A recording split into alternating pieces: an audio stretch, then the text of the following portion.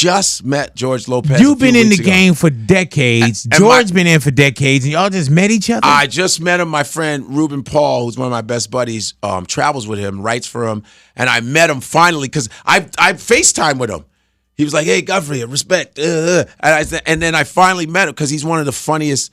Man, Why Are You Crying? That's one of my that's my album. Just getting it. He was like a Mexican Richard Pryor. Yeah, and he gives it all back to Pryor. And you know he has Richard. You know he's the one who paid for the statue of Richard Pryor. Good. And he has. If you go backstage with George Lopez, the same with Why Are You Crying? He brings his Richard Pryor chair. Wow. That was given to him. Yeah, he's one of the funniest dudes. Man. So I just finally met him. Man. Like last month, Dude. I finally met George Lopez. Hey man, it's crazy that y'all paths. Why you crying? Why you crying? Why you crying? That y'all didn't cross paths. No, we didn't cross no paths. But he's comedy lanes. He's a fan.